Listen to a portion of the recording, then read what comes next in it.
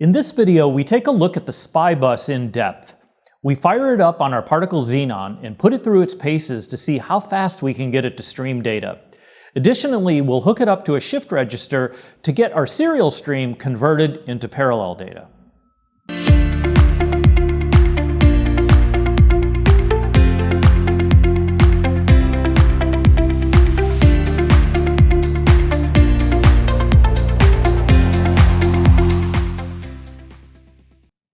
All right, so before we jump into wiring stuff up and actually doing code, I thought I'd spend just a brief amount of time going through the theory behind how SPI communication works.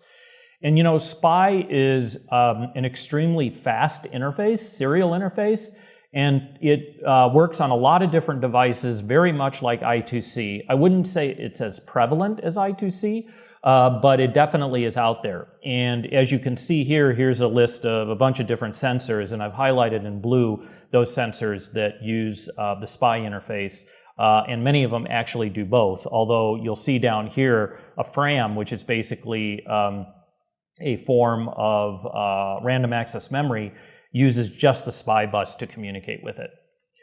So the first thing we want to do is look at the two primary use cases that you'll see with really any of these communication protocols. One is that a microcontroller needs to talk to some type of sensor. This is extremely prevalent. This is the case that we're going to go through in the video. The other is that this can be used for microcontroller communication. So two or more MCUs could all be sharing the same SPI bus and communicating with each other over that.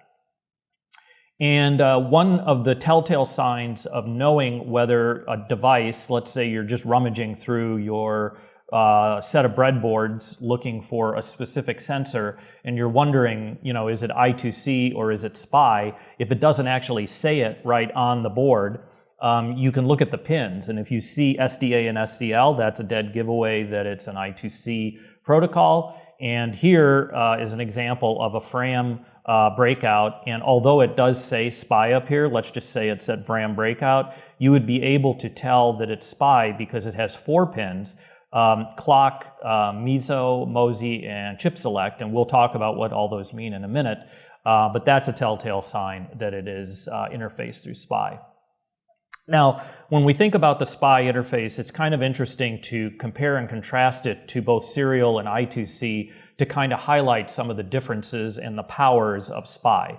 So first of all, in the serial bus, it's the simplest one. It's 2 wires, but it is a one-to-one communication path, which means that if we have a device like this that needs to communicate with a third device through serial, it's going to have to use another transmit and receive pair of lines to talk to that other device. So that is the limiting factor of this. The other is serial also has this weird situation where the transmit of one line has to be connected to the receive of the other and vice versa. And that you will not see with I2C and with SPI. If a pin is labeled a certain way on one device, on the master, it'll be labeled the same way on the slave device, and that's how they get connected, one for one. Okay. The third thing is that serial is a relatively slow protocol compared to I2C and then SPI. Now, in I2C is a master-slave relationship where the master is going to be the one controlling the clock, and it is also going to be determining whether it wants to send data or receive data. The neat thing about I2C is it only takes 2 pins, and it's the same 2 pins independent of the number of slave devices that you need to talk to. And so if you need more devices on the bus, but you're very pin limited, and the frequency of communication is not that critical, in other words, you don't need really high speeds, I2C is really a perfect choice. And as you see, it just uses different addresses here to decide which slave it's going to talk to. I have a video on this for I2C in depth, and I put a link up at the top, so if you want to know more about it, check that out. The other thing to keep in mind on this one is there is only one data line, so you can only transmit or receive, but you can't do both at the same time, and that's a unique aspect of SPI. So I2C is considered half duplex as opposed to full duplex. Now, when we look at the SPI bus also has a master-slave relationship, and we can have as many slaves as we like. However, one of the things that happens with SPI is that it needs a direct chip select line to select the particular slave. So these slaves don't have addresses.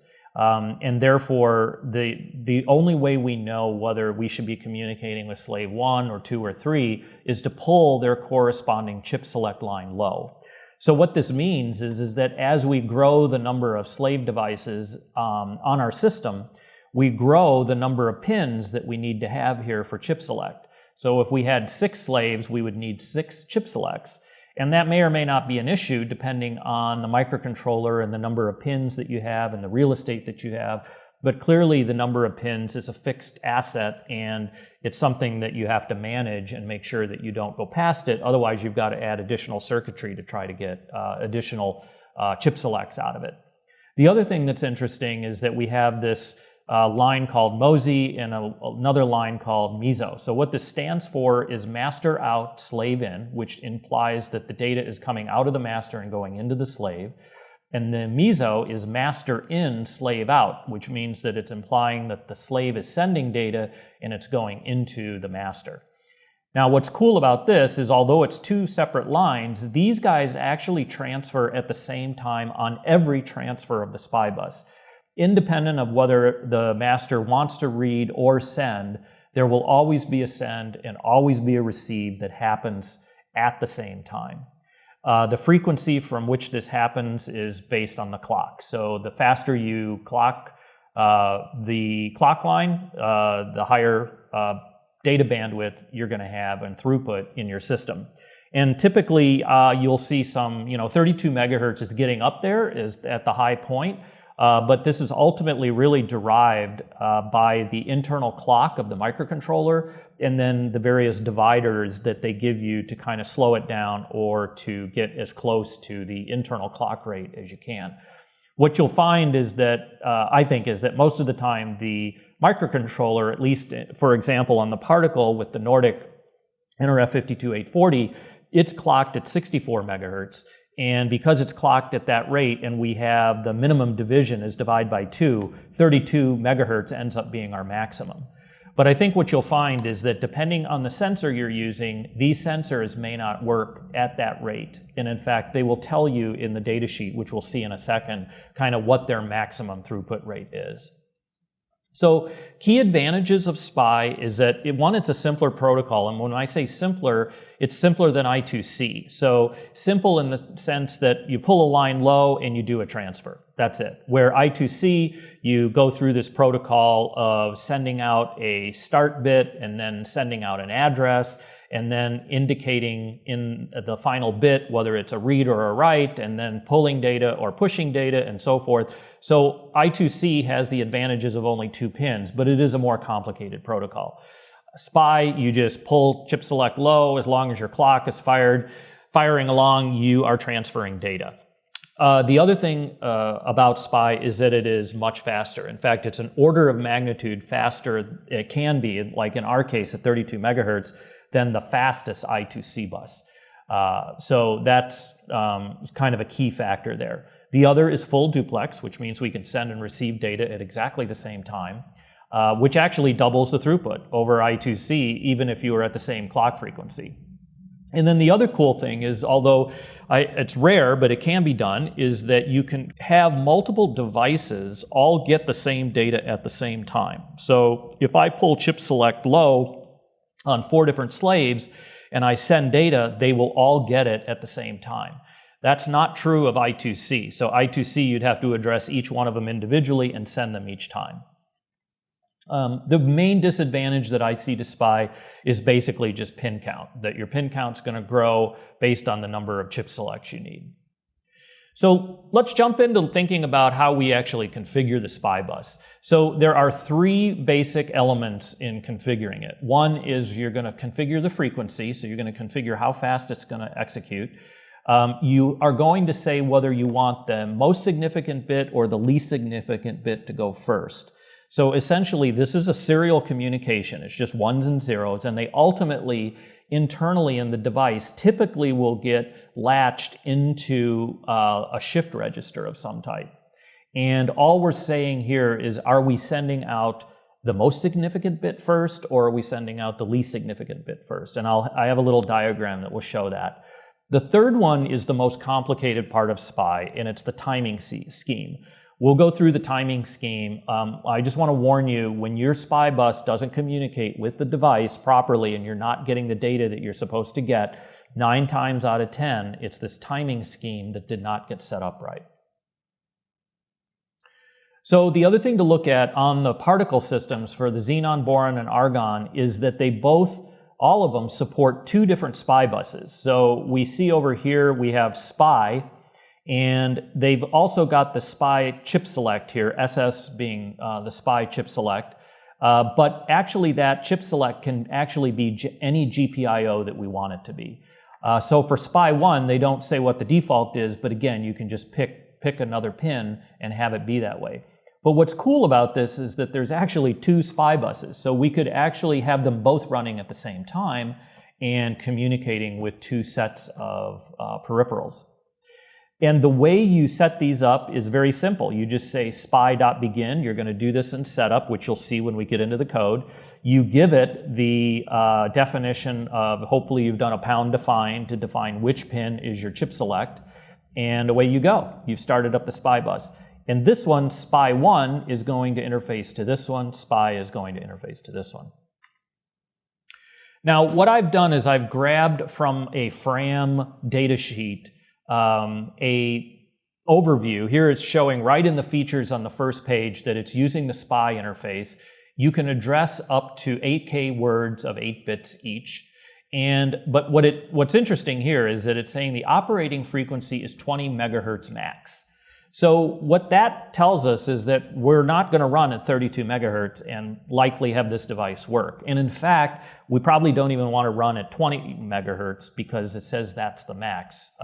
Generally, from an engineering standpoint, you don't want to design your systems where you're hitting sort of the legal limits or the edge of everything. So, 16 megahertz is actually probably a good speed for this. And the way we set the clock speed using the particle system is we just say SPI.setClockSpeed. And there's different ways of doing it. You can deal with the dividers and so forth, but the way they do it I really like, because what they're doing is they have a number here and then you're giving it the unit here, so it reads very well. This is 20 megahertz. And then what they do is when you call this, they're going to look at the dividers that they can operate with the frequency of the internal clock, and they will try to get as close, but not over 20 megahertz as they can. So the reality is that you're really looking at multiples of 4 megahertz. So you have a 4 megahertz speed, an 8 megahertz speed, and we can go slower than that as well. But then you have 8, then you have 16, and then you have 32. You're just moving a bit over, shifting left each time in the divider process.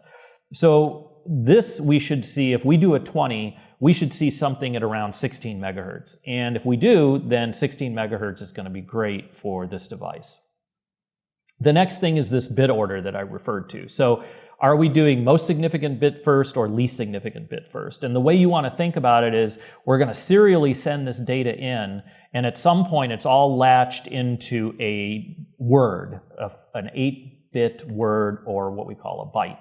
So if it's most significant bit first, the way you think about it is the bits come in from the right and they travel along over here, and once they get 8, they latch down, and so the first bit coming in is the most significant bit.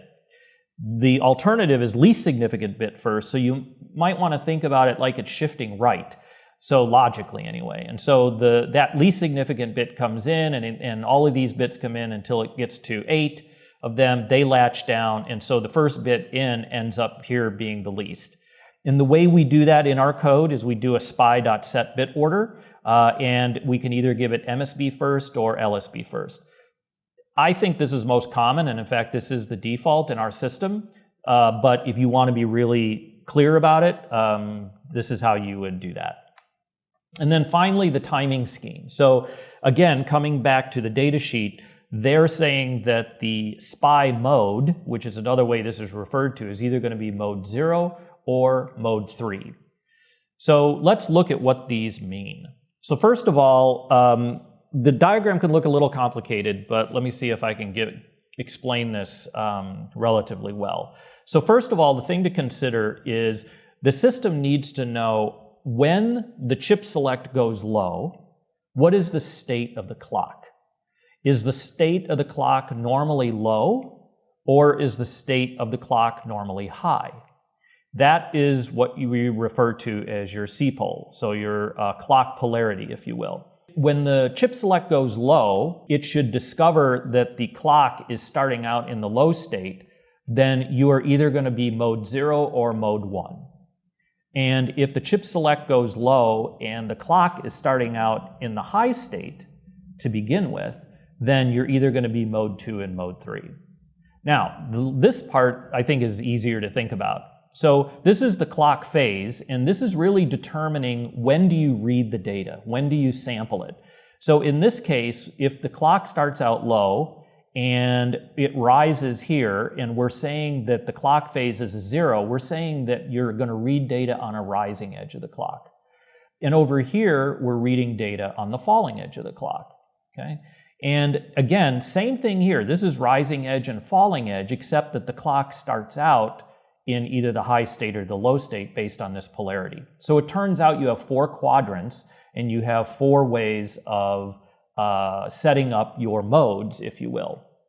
And the way you do that is you have SPI set data mode, and you have mode 0, 1, 2, and 3, and they correspond to these. So this is standard in the industry, and this is how they'll be numbered across the board. Now, one thing that's interesting, I think, is that if I go back here, it says here that it does both SPI mode 0 and SPI mode 3. And if we come back to here, I mean, what is similar about SPI mode 0 and SPI mode 3? What it's saying is that in SPI mode 0, it will read on a rising edge here.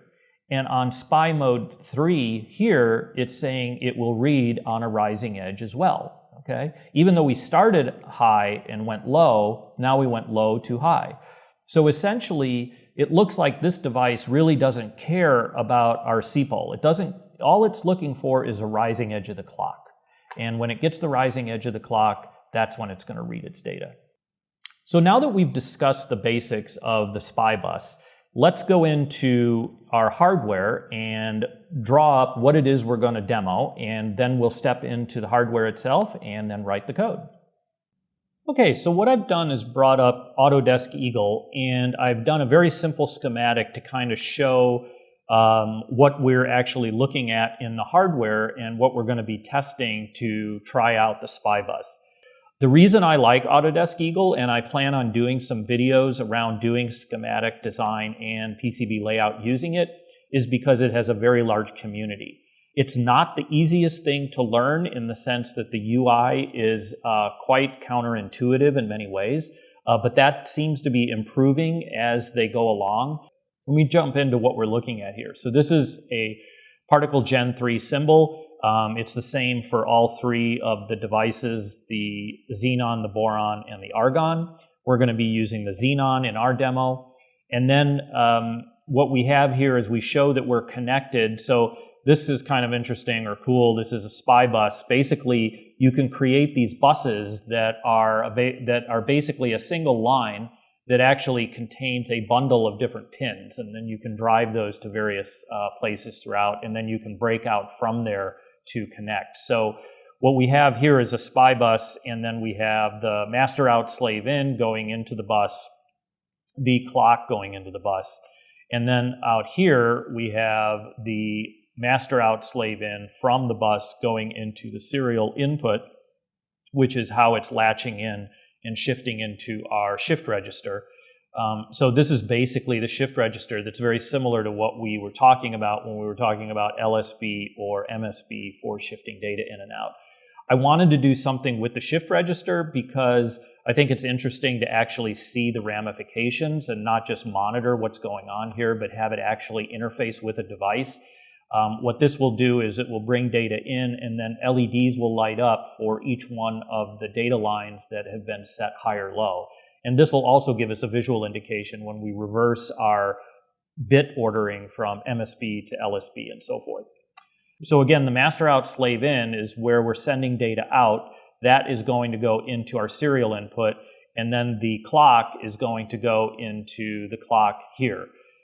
You'll note that there's no modes in this scenario because this isn't a device that requires or cares about that. All it's going to do is look at the rising edge of the clock. So very much like mode 0 or mode 3, like we saw in the data sheet for the Fram. And then what we have here is A5 is going to be our chip select line. So that's what would be normally used to select a particular device. Since we only have one device, we don't need to connect chip select here, but we will monitor this. So it will be required for the Salier digital logic analyzer so that we get the right protocol analysis. It's going to look for the chip select and make sure that it works properly so that it knows when to actually do the interpretation of the bus. And then these are the things related to the shift register. Again, I'm not going to go through that in this video because I don't want to turn it into a big, long shift register discussion. We can do that another time. So with this, let's go look at the hardware setup. All right, so what I wanted to show with the hardware is we have our Xenon here, and the Xenon is connected to a shift register. And a lot of these lines that are going from there to here are just related to latching of the shift register.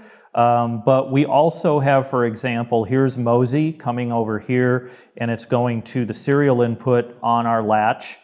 And we also have the clock, which is coming around, and it's going to the clock input on our shift register. And then over here on this side is the data lines, and there's one data line over on the other side that we had to bring over.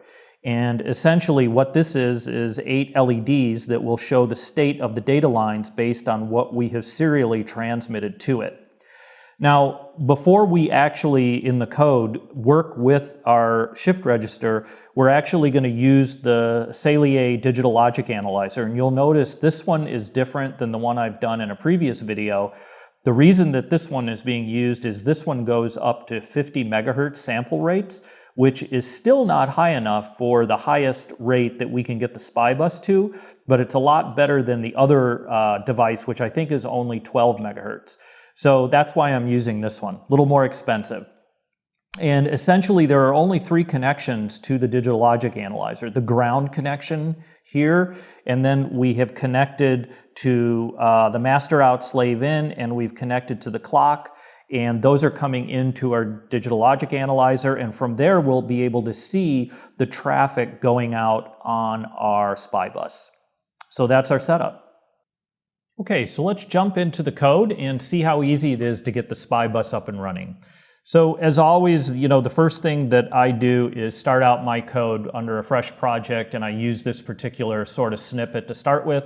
If you're wondering why I do that, check out some of my other videos where I go into more detail on that.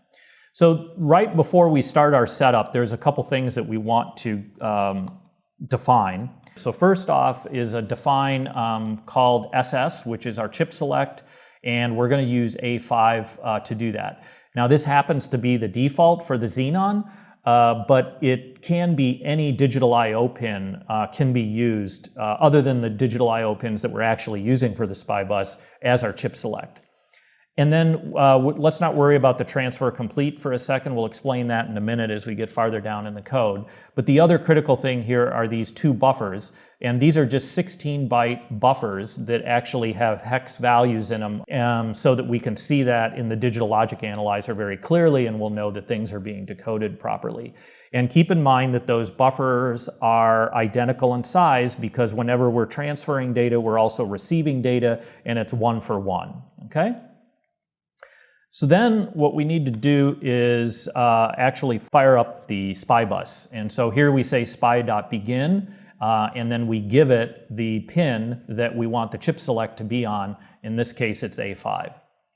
Then we're going to put in a function that's going to be called when we finish a transfer, and we're going to call it SPI transfer complete. You could call it whatever you want, but this is where we set this Boolean to true.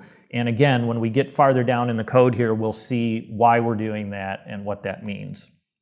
the final code here to get this going. So basically what we're doing here is we're setting the Boolean to false. We're doing because we're about to send a transfer, so we're saying the transfer is not complete at this point. We are doing a digital write low on our chip select. So this is critical to understand. The SPI Bus firmware and the hardware does not pull chip select low for you. You need to do that yourself in the code before you actually start the transfer. So in this case, we're setting it low. We are calling transfer. We're giving it the two transfer buffers, one for transmitting and one for receiving. We are telling it what the size of that transfer is, and then we're pointing to a function that's going to be called when the transfer is complete. So what's interesting about this is that we call this, and then this sort of goes off like an independent thread transferring the data. And what it's doing is direct memory access, or DMA access, directly from memory, spitting it out onto the master out slave in pin.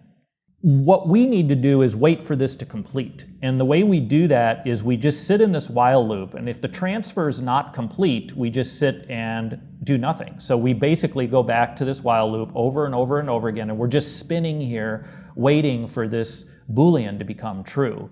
And the way the Boolean becomes true is when the transfer is complete, the system will call this function and set this variable to true. When that happens, we'll move past this while loop. At that point, we can bring our chip select high because the transfer is now done, and then we just wait a second, and then we go do the whole thing again. Okay. One other really critical item is you'll notice the keyword volatile here. The volatile is at the front of Boolean, and what this does is it turns out that the optimizer, if you don't do that, will not detect that this Boolean is being used asynchronously. So it doesn't see a dependency to this function being called. And therefore, this variable will just get optimized away. And if it gets optimized away, then this does not work. So putting volatile here will fix that problem. And so that's a gotcha. You know, people will just put Boolean transfer false, and then you have sort of this interrupt type thing coming in asynchronously, and things are just not working, and it can really, you know, bang your head up against the wall for quite a while before you figure out that actually if you put volatile there, optimizer leaves it around, and things should work well. So with this, let's give this a try and see what happens. So we're going to put ourselves in DFU mode. We're going to build and flash to the target. Okay, so in theory, this is running on the target at this point and working. So let's see if that's true. So we're going to go to our digital logic analyzer, and we can see that we have the three probes selected here that we showed when we did the hardware overview. So probe 0 is on the master out slave in, probe 1's on the clock, and probe 2's on the chip select. And if we look at our SPI analyzers, we can see how that we've actually selected those for the various places it's going to look for these items. And we've said none for master and slave out because we haven't connected that probe. And then all of these are the defaults that are true for SPI. And so what it's doing is assuming that we just pick the defaults at this point. And so we'll just leave it like that. We'll go ahead and click start, and it's going to give a 5-second analysis here. And when it completes, it's done. And the first thing to look at over here at the right is we see that we have data.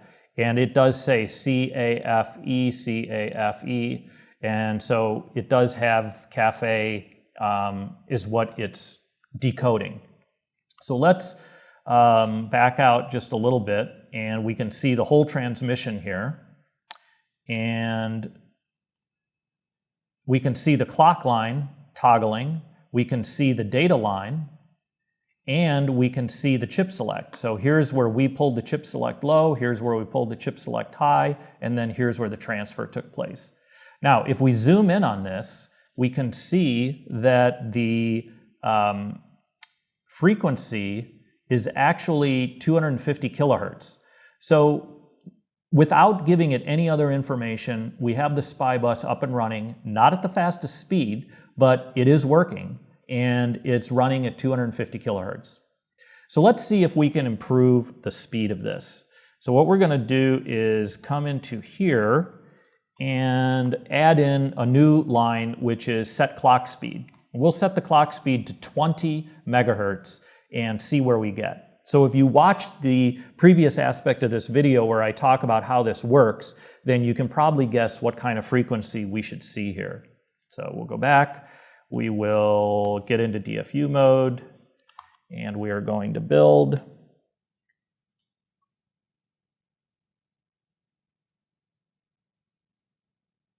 All right, we are running, so let's go back here. Let's do another set of samples.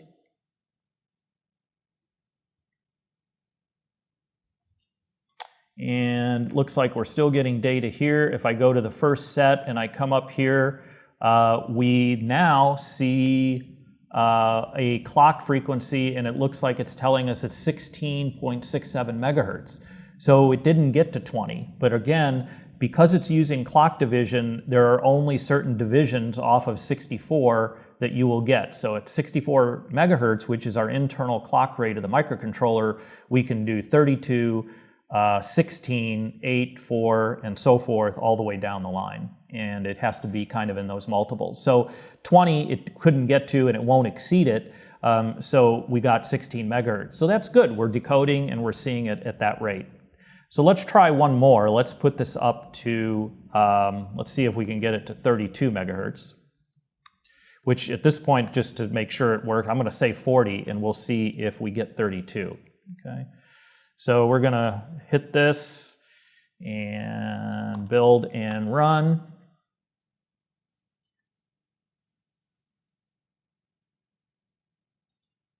Now let's go to our analyzer and hit start.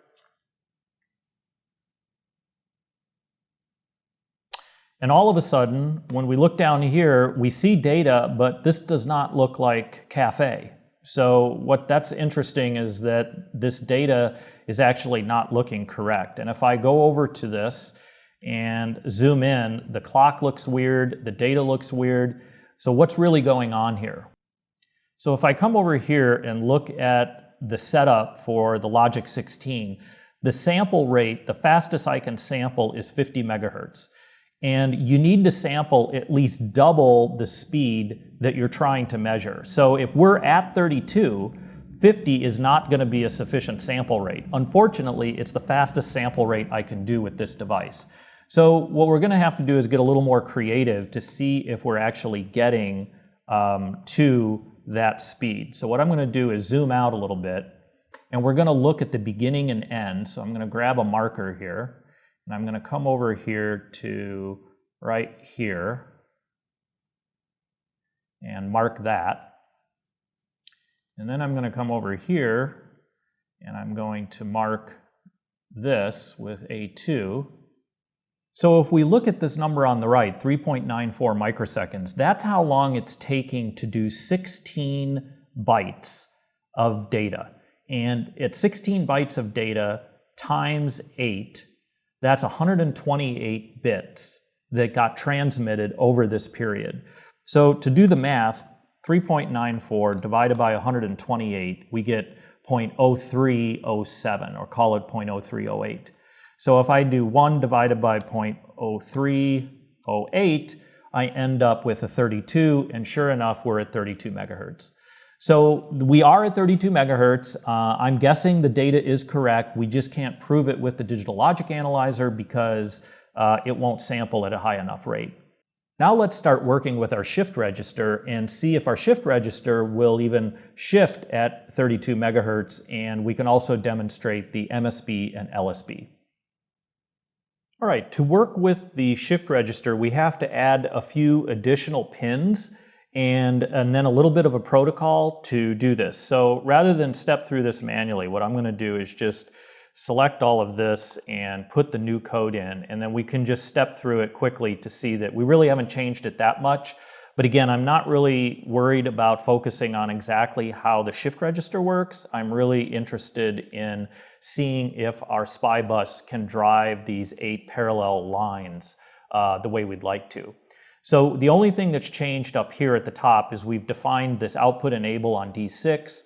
We've designed the register clock to be on D5, which is latching the data out to the digital lines, and then the shift register clear, which actually clears all the lines. And obviously, if we're sending 8 bits out every time, that may not be necessary, but I did define and use it there. Then the other thing I've added over here is, let's put this back at 32, or we had it at 40. And then let's put this as the MSB first, which will be how we'll start. And then, of course, the various pins I've declared here get set to pin mode out, and then I set them to the values that are correct for the shift register. And then really, all of this is just managing the shift register. We're still setting our chip select low, and then we're doing some stuff with the shift register here, clearing it, and then setting the clock to be low, so we're not latching anything yet. We then do a transfer of our buffers, and we wait for them to complete, and then we bring our latching high, from low to high, causes it to latch whatever it has into the output data pins, and then we enable the output, and we go around again. And so this is basically going to give us, hopefully, these 8 pins traveling along based on what we put in. Now here, notice that I've eliminated this down. We only have 8 LEDs on the data line for that shift register. So our buffer is now 1, and we should see 4 LEDs on and 4 LEDs off.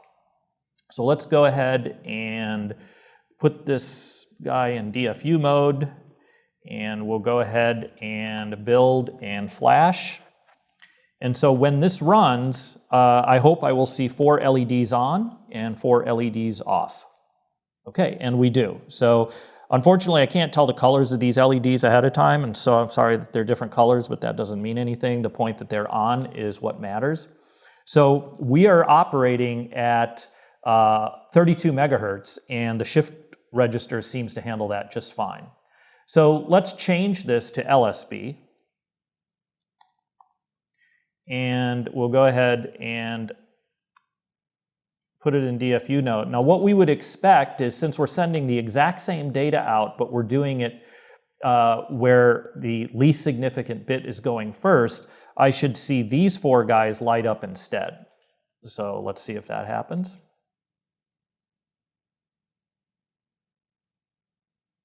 And they do. So it definitely reversed as we would expect. So this is, I think, a great demonstration of using the SPI bus to control something externally.